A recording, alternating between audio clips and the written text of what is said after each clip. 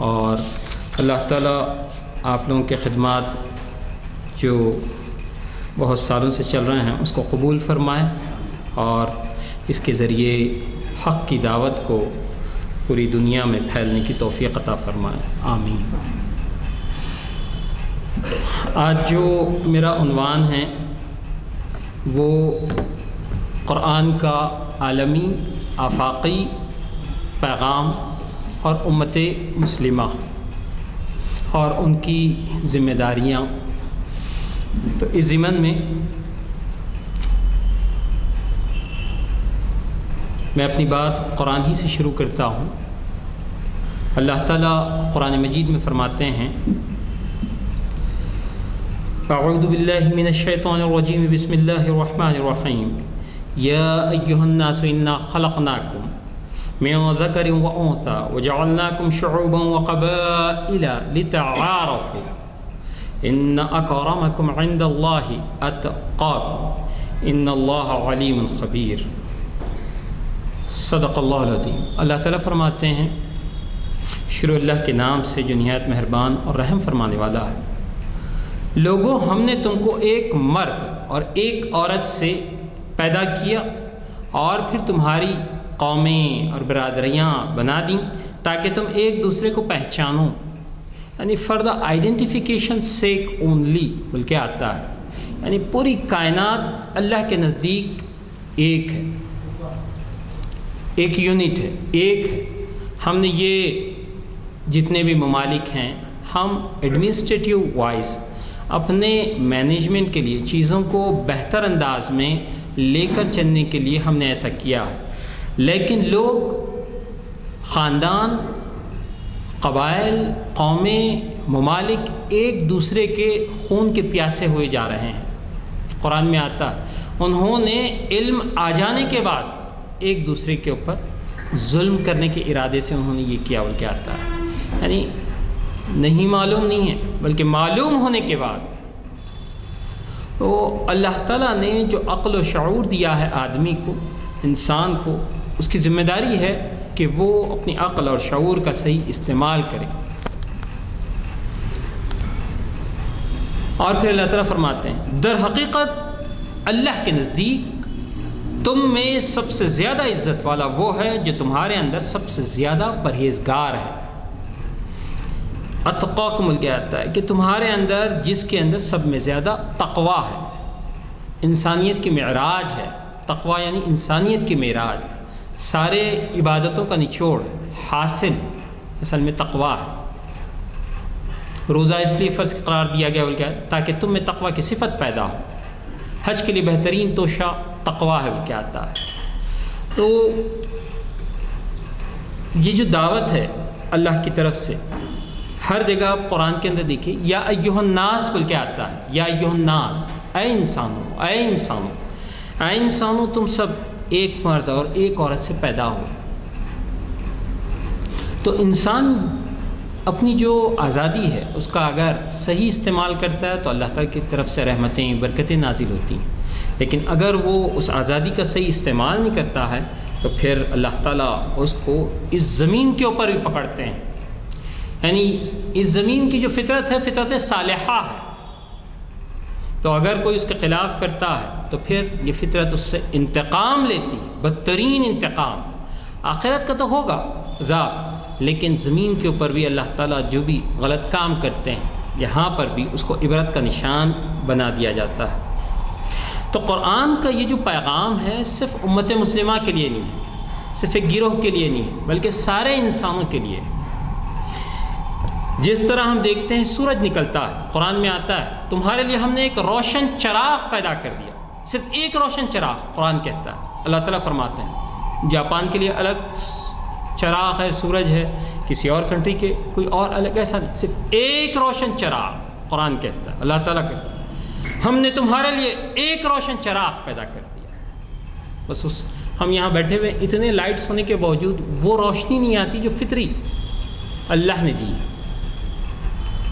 اور ہر آدمی کو، ہر ملک کو اس سورج کے ڈپینڈنٹ ہونا، یعنی اس کی روشنی سے فائدہ اٹھانا اس کے اوپر ضروری ہے۔ وٹامن ڈی، کئی چیزیں اس سے ملتی ہیں۔ اسی طرح اللہ تعالیٰ فرماتے ہیں کہ یعنی انسان اصل میں اپنے اطراف کی جو چیزیں ہیں، قرآن میں جو بات آتی ہے کہ آیات یعنی اللہ کی نشانیاں تو ہر طرف پھیلی ہوئی ہیں، تو عقل رکھنے والے ان نشانیوں کے اوپر غور و فکر کرتے ہیں اور اس پر ایمان لاتے ہیں اور نیکیوں کی طرف متوجہ ہوتے ہیں، بلکہ آتا ہے۔ تو جو کائنات کا خالق ہے، پالنہار ہے، اس کائنات کے خالق کو ہی پتہ ہوگا کہ انسانی نفسیات کیا ہے، مالک ہی بتا سکتا ہے۔ تو انسان کی نفسیات، اس کے دل میں اٹھنے والے خیالات، احساسات، سب چیزوں کا بدرجہ اتم واقف وہی اللہ تعالیٰ ہے۔ تو اللہ تعالیٰ انسانی نفسوں کو بہترین انداز میں ڈیل کرتے ہیں، ان کو سمجھاتے ہیں کہ تم اپنے نفس کا تزکیہ کرو، تم نیکیوں پہ آگے چلو۔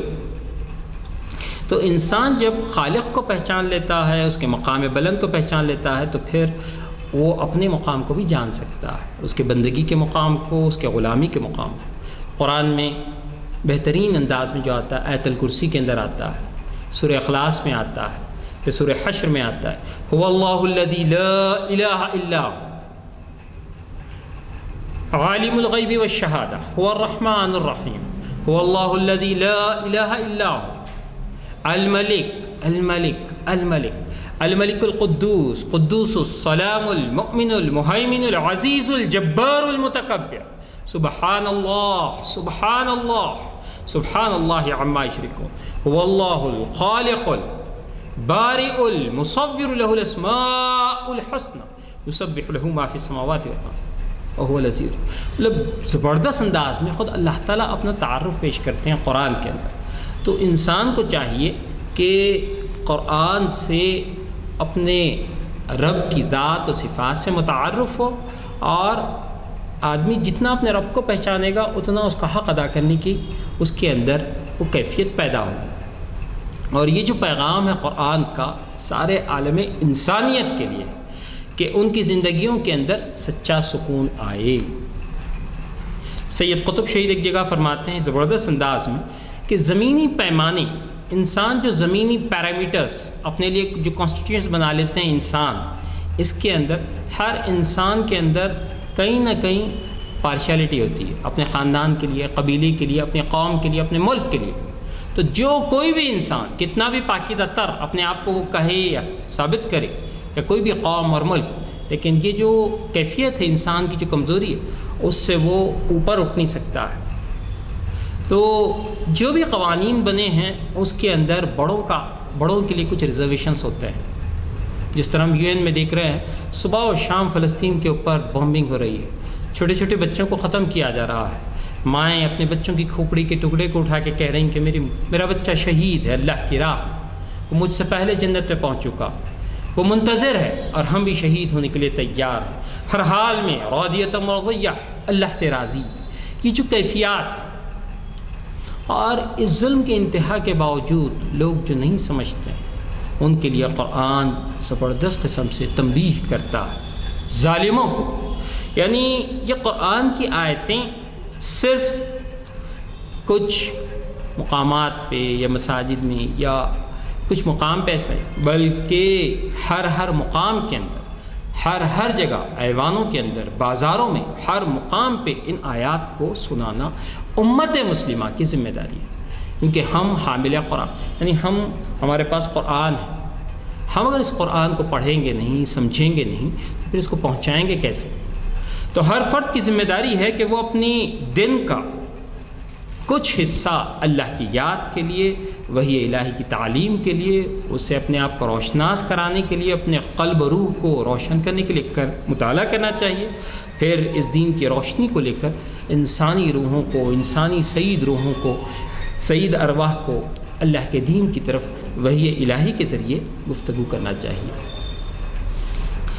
قرآن میں آتا ہے سورہ مطففین کے اندر اللہ تعالیٰ فرماتے ہیں وَيْلٌ لِّلْمُطَفِّفِينَ الَّذِينَ إِذَا اكْتَالُوا عَلَى النَّاسِ يَسْتَوْفُونَ وَإِذَا كَالُوهُمْ أَوْ وَزَنُوهُمْ يُخْسِرُونَ أَلَا يَظُنُّ أُولَٰئِكَ أَنَّهُمْ مَبْعُوثُونَ لِيَوْمٍ عَظِيمٍ يَوْمَ يَقُومُ النَّاسُ لِرَبِّ الْعَالَمِينَ اللہ تعالیٰ فرماتے ہیں ہلاکت ہے کم ناپ تول کرنے والوں کے لیے، جو لوگوں سے لیتے ہیں تو بھرپور لیتے ہیں، لیکن جب دینے کی بات آتی ہے تو جب اور انہیں ناپ یا تول کر دیتے ہیں تو کم دیتے ہیں، خسارے کے ساتھ دیتے ہیں۔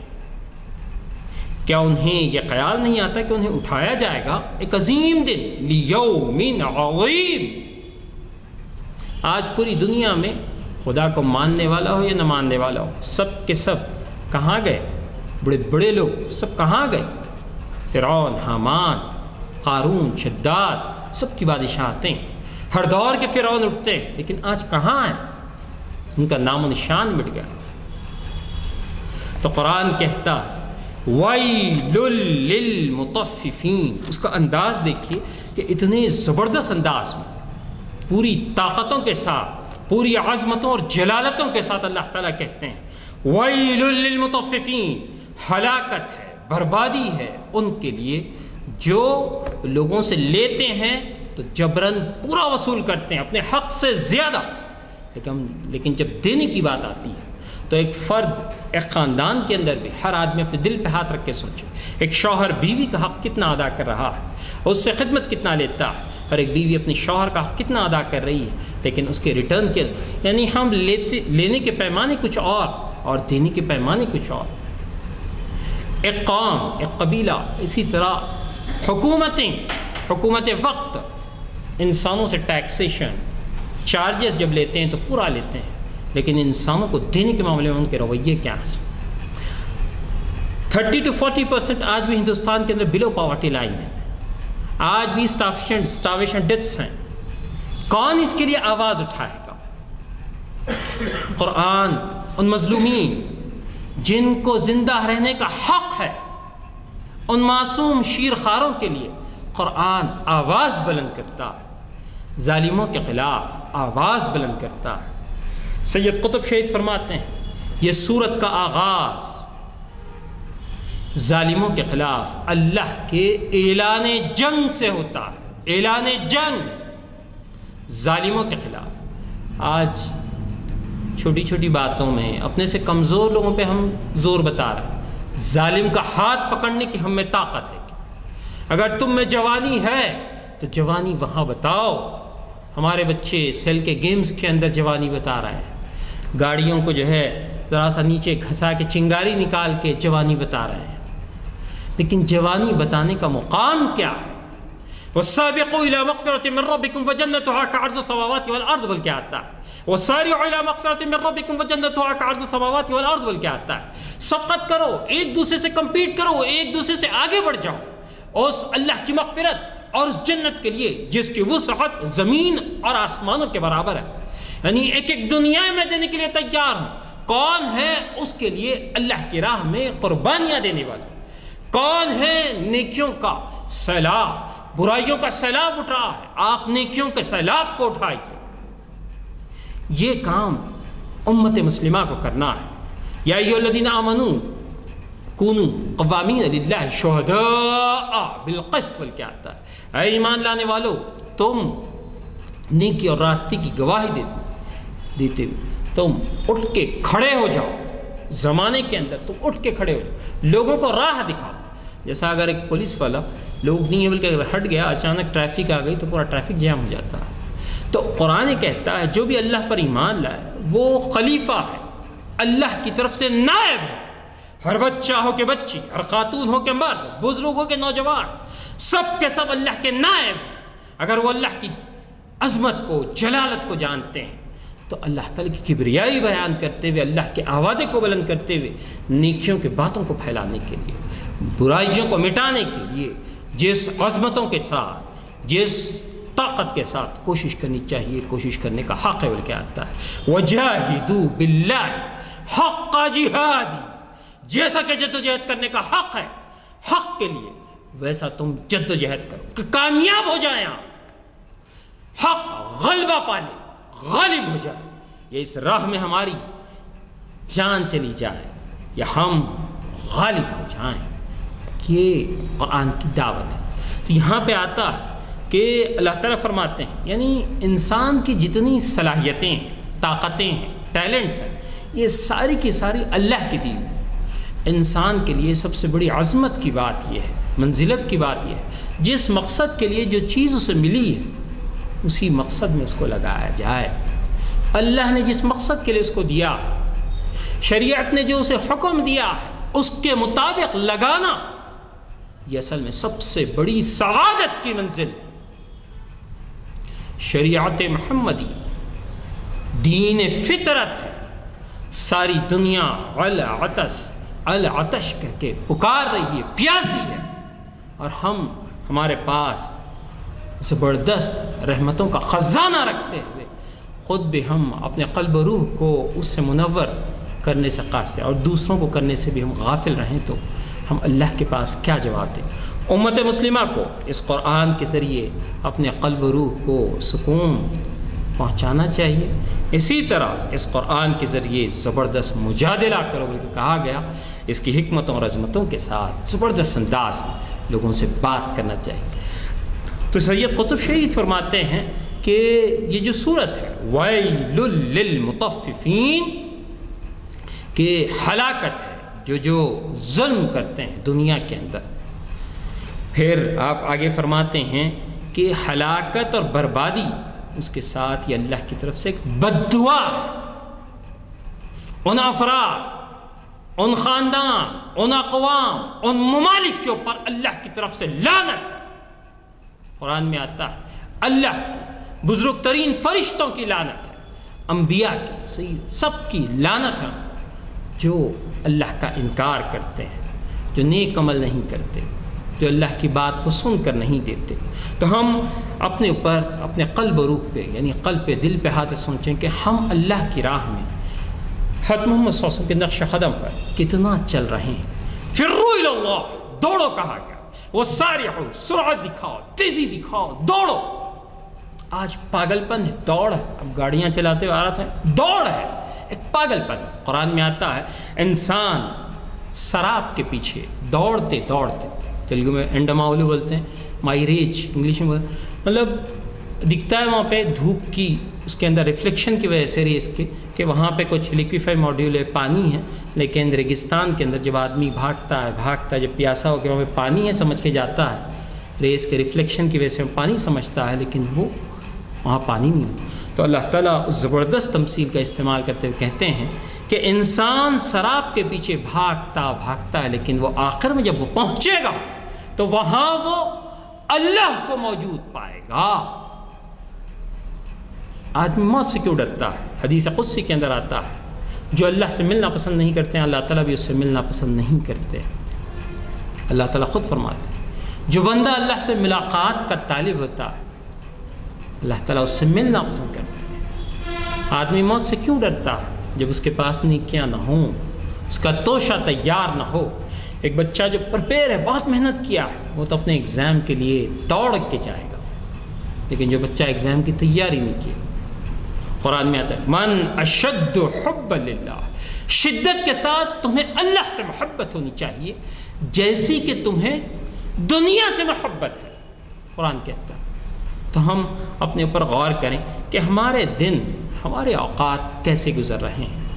یہ آفاقی پیغام، یہ عالمی پیغام، انٹرنیشنل لا، انٹرنیشنل اللہ تعالیٰ کے جو پیغامات ہیں، یہ کائناتی یونیورسل جو میسیج ہے، اس کو پہنچانے میں ہم کہاں تک کامیاب ہیں، ہمارے زندگی کے اندر اس کا کیا مقام ہے، اس کے لیے ہمارے پاس کیا لائحہ عمل ہے، اسٹریٹجی ہے۔ ہم نبی رحمت سردار الانبیاء حضرت محمد صلی اللہ علیہ وسلم کے نقش قدم پر کتنا اسٹریٹجیکل، اسٹیپ بائی اسٹیپ ہم آگے بڑھتے جا رہے ہیں کہ اللہ کی زمین سے برائیاں مٹ جائیں اور انسانی نفوس کے اندر ان کی نفوس کا تزکیہ ہو اس قرآن کے ذریعے، اور ان کے دلوں کے اندر برائیوں کو ہم ہٹا کر، جڑوں سے نکال کر، ان کے دلوں میں اللہ کی محبت، اللہ کا ڈر اور نیکیوں کا احساس انہیں پیدا کریں۔ اس کی ہم کتنی کوشش کر رہے ہیں؟ یعنی میرے بولنے کا مقصد یہ ہے کہ ہم امت مسلمہ کے ہمارے جو ساتھیوں سے بات کرتے ہیں وہ یاد دہانی ہے، اصلاح ہے، لیکن دوسری طرف دعوت الی اللہ، ادفع باللتی ہی احسن بلکہ آتا ہے کہ تم برائی کو اس نیکی سے دفع کرو جو بہترین. تم دیکھو گے کہ تمہارا جانی دشمن جگری دوست بن گیا. تو ہم اس دین کی دعوت کو جو عالمی ہے، جو آفاقی ہے، جو کائناتی ہے، یونیورسل، اس دین کی دعوت کو ہم اس انداز میں پیش کرنے میں کتنی کامیاب ہیں. ہمارے مساجد، ہمارے مدارس، ہماری پوری دنیا کے اندر امت مسلمہ کے جتنے ادارے ہیں، تو یہ اصل میں بہت بڑا کام ہے جس کو انبیاء بھی اس ذمہ داری کو لیتے ہوئے روتے تھے، ڈرتے تھے بلکہ آتا ہے، کانپتے تھے بلکہ آتا ہے. اتنی بڑی ذمہ داری ہم پر عائد ہو چکی ہے. قرآن میں آتا ہے کہ اسی آیت کے اندر آگے آتا ہے الذین اذا اکتالوا علی الناس یستوفون واذا کالوہم او وزنوہم یخسرون، جو لوگوں سے ناپ کر لیتے ہیں تو بھرپور اور انہیں ناپ یا تول کر دیتے ہیں تو کم دیتے ہیں. یعنی خریدار ہونے کی، لینے کی صورت میں الگ، دینے کی صورت میں الگ. اسلام میں کہتا ہے، قرآن کہتا ہے واللہ یحب المحسنین، اللہ تعالیٰ احسان کے درجے پر جو لوگ فائز ہیں ان سے محبت کرتا ہے. تو انسانی رشتوں کے اندر جب ہم سامنے والا دے یا نہ دے، ایک شوہر اپنی بیوی کا حق ادا کرتا ہے، ایک ماں باپ اپنے بچوں کا حق ادا کرتے ہیں، ایک رشتہ دار اپنے رشتہ داروں کا حق ادا کرتے ہیں، ایک قوم یا ایک پڑوسی اپنے پڑوسی کا، ایک قوم اپنے قوم کا، ایک ملک دوسرے قوم کا حق ادا کرتا ہے. تو سچی محبتیں انسانیت کی وہ اعلیٰ و ارفع ان کے اندر پیدا ہوتی ہیں. وہاں پر زبردست انسانیت پھلتی پھولتی ہے.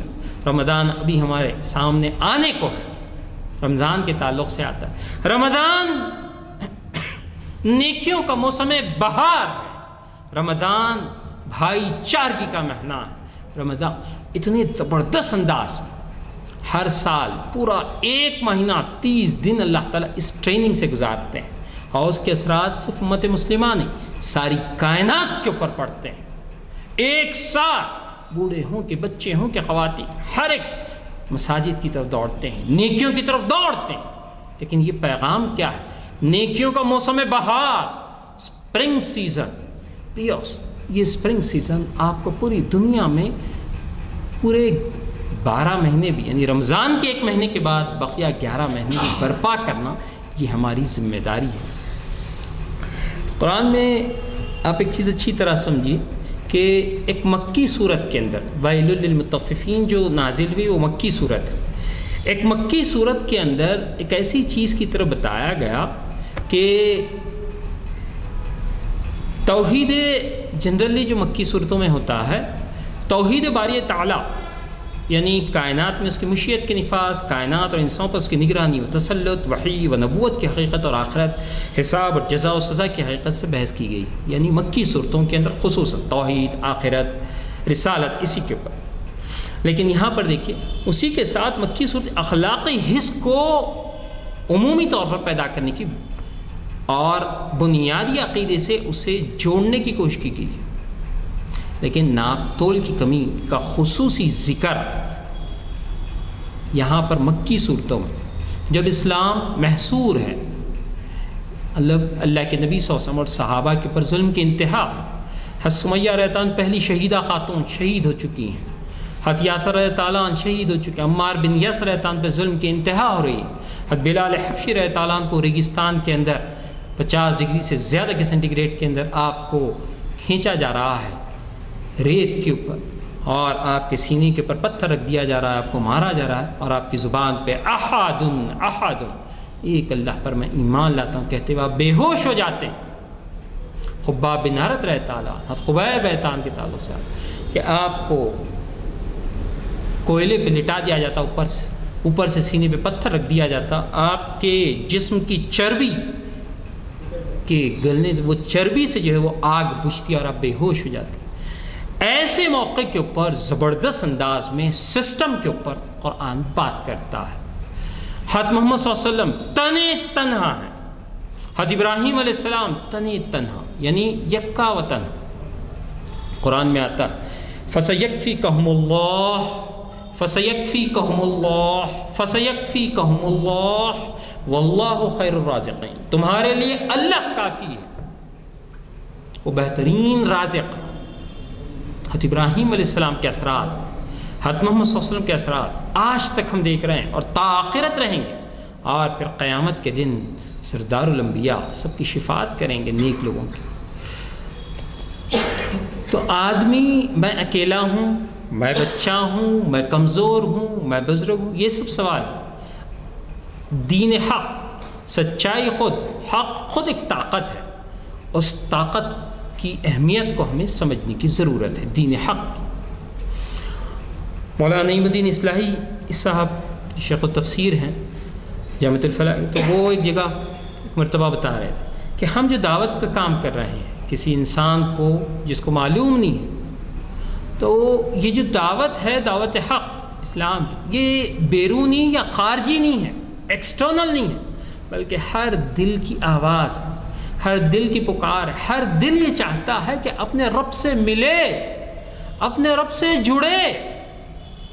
اس کا دل، انسان جب گناہ کرتا ہے وہ جو ہے پریشان ہو جاتا ہے، اس کا قلب و روح کے اندر انتشار فکر و عمل کا باعث ہوتا ہے، لیکن نیکی سکنیت کا باعث ہوتی ہے۔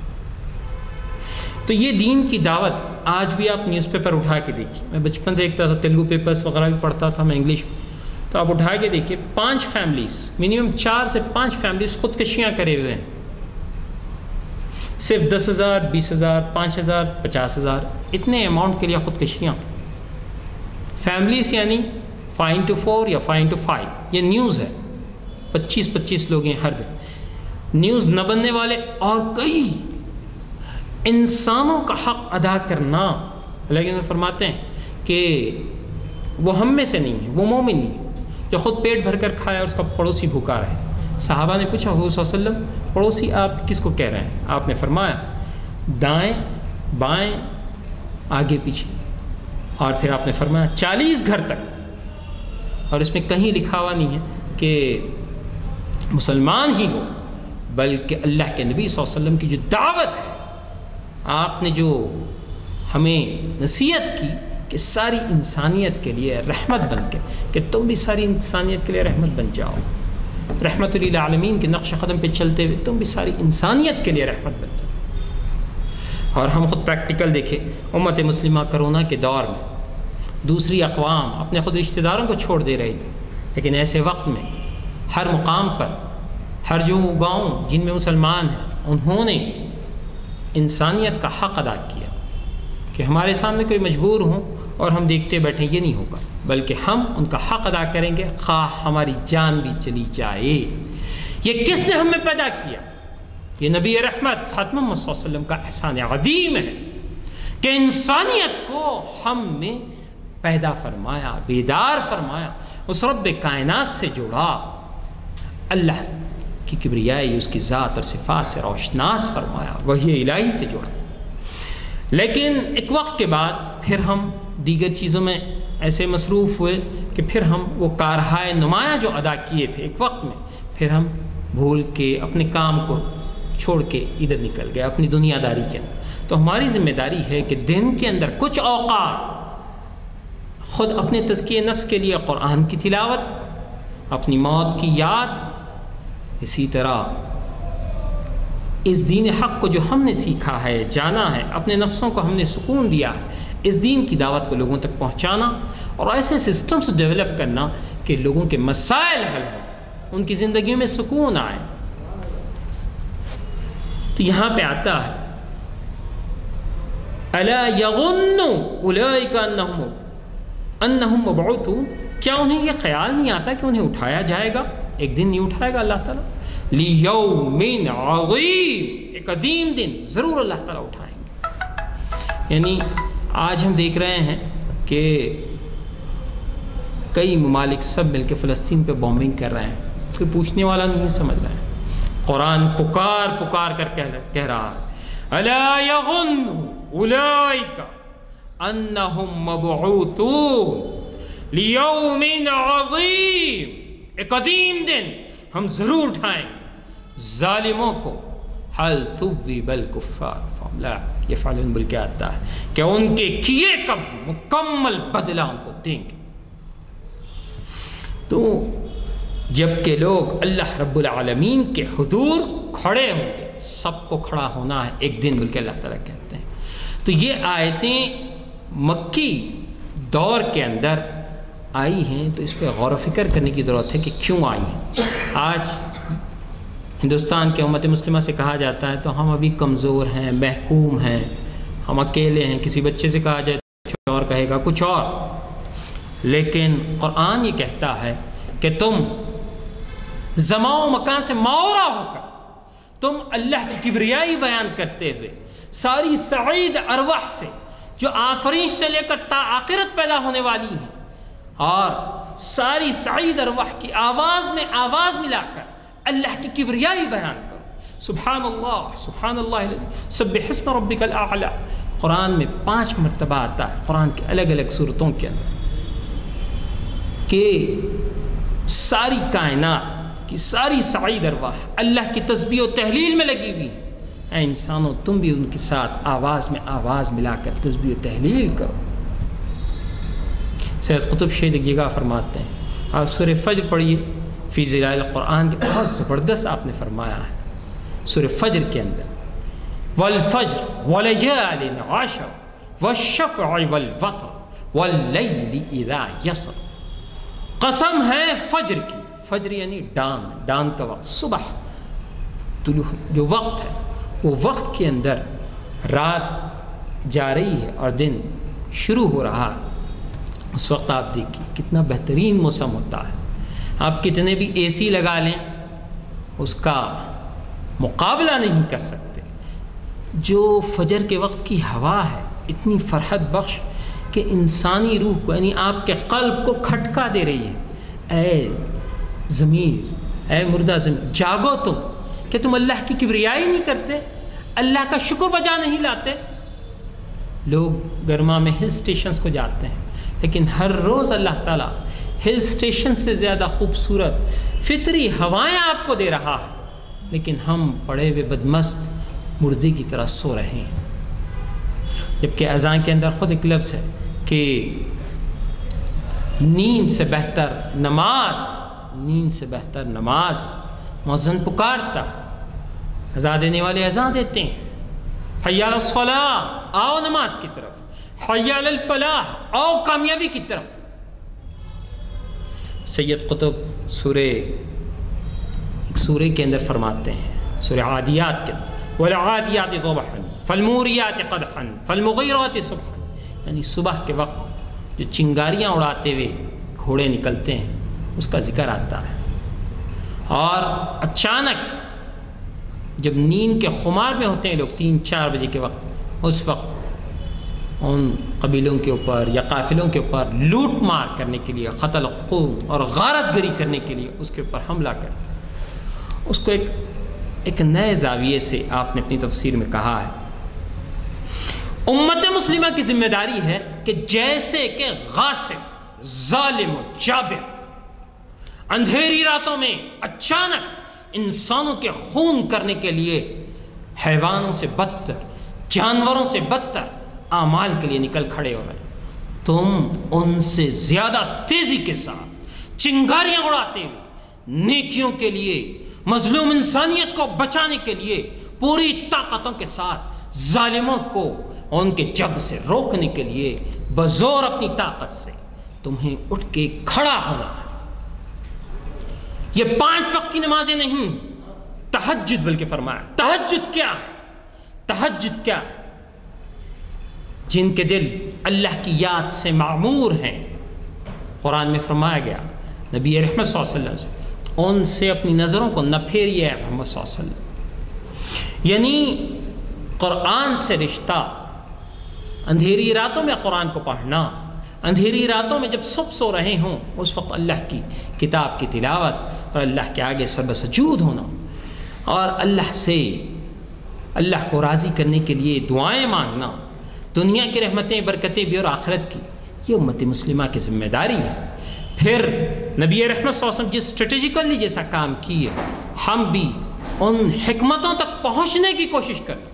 دنیا کے اندر اللہ کے نبی صلی اللہ علیہ وسلم سے بڑھ کے نہ پہلے نہ بعد میں the completion of any personality human being کوئی ہو سکتا ہے تو اللہ کے نبی صلی اللہ علیہ وسلم۔ ویسے ہمیں بننے کی ضرورت ہے، ویسے ہمارے علم اور ہمارے وزڈم کو پیدا کرنے کی ضرورت ہے۔ تو ہماری ذمہ داری ہے کہ ہم قرآن کی طرف متوجہ ہوں، اللہ کے نبی صلی اللہ علیہ وسلم کی کتابوں کو ریسرچ، یعنی دنیا میں اتنا زیادہ لکھا گیا ہے آپ تصور نہیں کر سکتے ہیں، اللہ کے نبی صلی اللہ علیہ وسلم جتنا زیادہ لکھا گیا کسی اور کے بارے میں نہیں لکھا گیا، تو ہمیں اللہ کے نبی صلی اللہ علیہ وسلم کے تعلق سے پڑھنا چاہیے۔ تو یہاں پہ آتا ہے کہ اس زمانے میں مکے کے سماج میں جو وہاں پر جو مسائل تھے اس میں ایک ناپ تول اور ظلم کا ایک بہت بڑا جو ہے مسئلہ تھا، اور مکے والوں کی جو تجارت تھی بڑے لوگوں کی وسیع پیمانے پر تجارت کرتے تھے اور ذخیرہ اندوزی کرتے تھے اور اپنی اجارہ داری کرتے تھے۔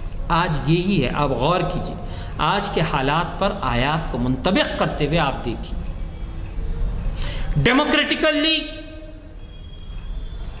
پریزیڈنٹ مرسی مصر کے اندر جمہوری طور پر عوام نے خود ان کو منتخب کیا، لیکن ظلم سے ان کو ہٹا دیا گیا، اور جتنے انسانیت کے جو علمبردار تھے ان ساروں کو جیلوں میں ڈال دیا گیا۔ جو مظلوم فلسطینیوں کے لیے، پوری دنیا کے مظلوم انسانوں کے لیے آواز بلند کرتے تھے، اس کی وجہ کیا ہے؟ Suez canal. فلسطین کا یہ مسئلہ کیا ہے؟ اللہ نے حضرت ابراہیم علیہ السلام کی دعا حضور صلی اللہ علیہ وسلم سے 2000 سال پہلے آپ نے جو کی، یا اللہ اس سرزمین کو آباد فرما، ہر طرح کے پھل ہر چیز یہاں پر تو عطا۔ اللہ نے آپ کی دعا کو قبول کیا۔ پھر حضرت محمد صلی اللہ علیہ وسلم کی دعائیں، سارے انبیاء کی دعائیں، کہ سارے کے سارے جتنے معدنیات ذخائر ہیں، نیچرل جو ریسورس کا سارے کے سارے آپ اسی مسلم ممالک مسلم پٹی کے اوپر ہیں۔ جتنی جنگیں ہیں وہ ساری دیکھ لیجئے، نام کچھ اور ہے لیکن اصل کیا چاہ رہے ہیں؟ کچھ اور چاہ رہے ہیں۔ وہاں پر ظلم کی انتہا ہے۔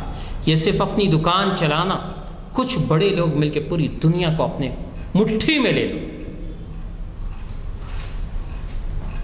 5-6 سال پہ میں پڑھا تھا دی گارڈین کے اندر 1% US کے بڑے بڑے بلینئرز 2-3 آدمیوں کے نام لے کے بولے کہ یہ 2-3 آدمی پورا ہمارا کاروبار لے لینا چاہتے ہیں۔